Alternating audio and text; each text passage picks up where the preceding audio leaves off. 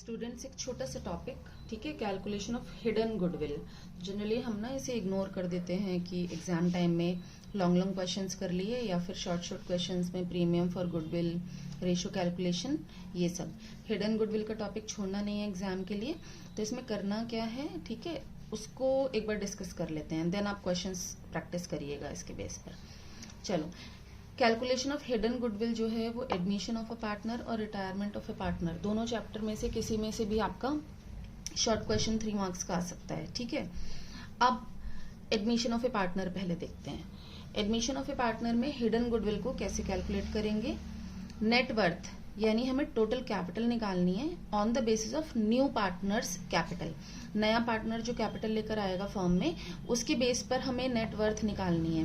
तो सबसे पहले क्या लिखोगे, नेट वर्थ, और निकालनी कैसे है, न्यू पार्टनर की कैपिटल जो क्वेश्चन में गिवन होगी multiply by reciprocal of his share. Means अगर वो 1/4 शेयर के लिए आ रहा है तो 4/1 रेसिप्रोकल, उल्टा, ठीक है। अगर वो 1/5 शेयर के लिए आ रहा है तो उसका रेसिप्रोकल 5/1। इस तरीके से क्या निकल आएगी, नेट वर्थ। कैसे, किस बेस पर निकलेगी वो net worth, net worth on the basis of new partners capital, ठीक है। तो न्यू पार्टनर के कैपिटल, अब फर्स्ट तुमने नेटवर्थ निकाल ली नए पार्टनर के कैपिटल के बेस पर, उसमें से लेस करना है, ध्यान से देखो क्या करना है, लेस करना है क्या, अगेन नेटवर्थ।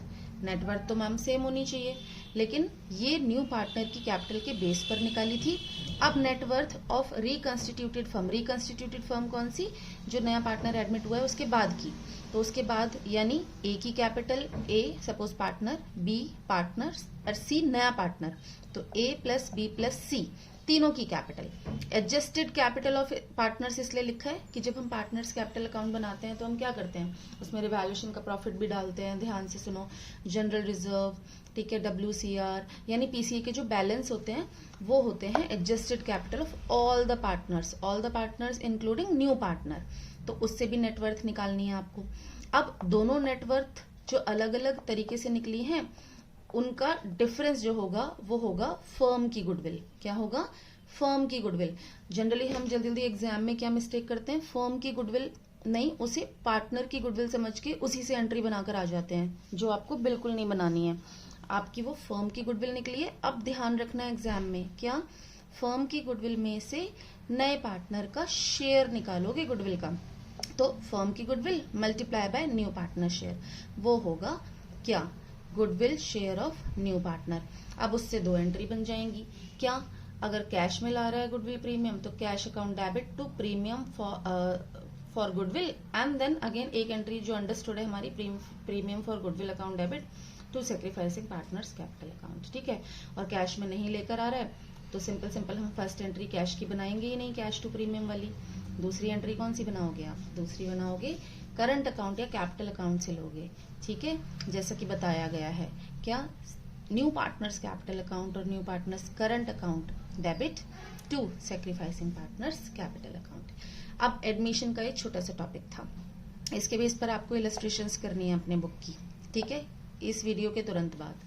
चलो नेक्स्ट देखो, रिटायरमेंट ऑफ अ पार्टनर में भी हिडन गुडविल का क्वेश्चन आ सकता है। दोनों एक ही पेज पर इसीलिए शेयर किए गए हैं कि दोनों का डिफरेंस समझ में आ जाए, ठीक है। चलो, रिटायरमेंट में जो पार्टनर रिटायर हो रहा है, तो अब आपको हिडन गुडविल कैसे निकालनी है, देखो, amount agreed to be paid in full settlement.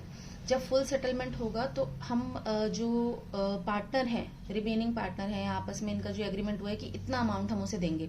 Suppose on the retirement of Z, ठीक है, पार्टनर क्या एग्री करते हैं, उसे 4 लाख देंगे, तो आप ये वो अमाउंट है जो एग्री हुआ है to be paid in full settlement की, अब उसे 4 लाख का अमाउंट दे दिया जाएगा, तो ठीक है 4 लाख। लेकिन उसमें से लेस क्या करना है, हम पार्टनर्स कैपिटल अकाउंट तो बनाते हैं ना, उसमें जो पार्टनर रिटायर होता है उसका अमाउंट भी आता है निकल के, बैलेंस निकल के आता है, जिसको हमें या तो पे करना है, ठीक है, या हमें उसे लोन अकाउंट में ट्रांसफर करना होता है, ठीक है। अभी हमें उसे पे करना है, तो देखो, retiring partners capital after all adjustment, यानी सारी एडजस्टमेंट के बाद जो रिटायर हो रहा है पार्टनर, उसकी कैपिटल कितनी बची।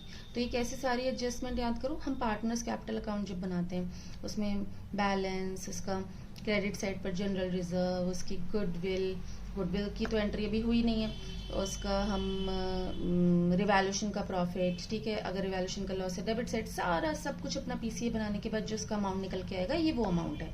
तो शॉर्ट क्वेश्चन में ये दोनों गिवन होंगे कि amount agree to be paid इतना है और उसका कैपिटल आफ्टर एडजस्टमेंट इतनी है। तो एक छोटा सा 2-3 नंबर का क्वेश्चन करके आना होगा, हो सकता है एक नंबर में इसका अमाउंट ही पूछ ले आपसे, तो बस दोनों को लेस करना।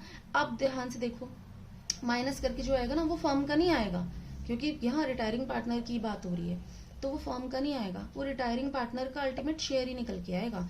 तो ये आंसर आएगा retiring partner share of goodwill.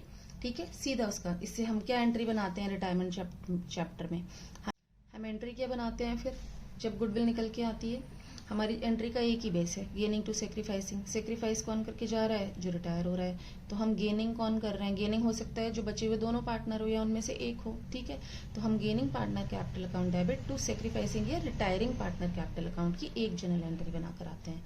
ठीक है, हो सकता है क्वेश्चन जनरल एंट्री में भी आ जाए, एक एक जनरल एंट्री दोनों में बनानी पड़े। हो सकता है ये क्वेश्चन आपके लॉन्ग क्वेश्चन की एडजस्टमेंट में हो सकता है ये 3 मार्क्स का एक अल्टीमेट अपना खुद का एक क्वेश्चन हो। तो आपको इलस्ट्रेशंस अभी ही करनी है एडमिशन ऑफ ए पार्टनर से और रिटायरमेंट ऑफ ए पार्टनर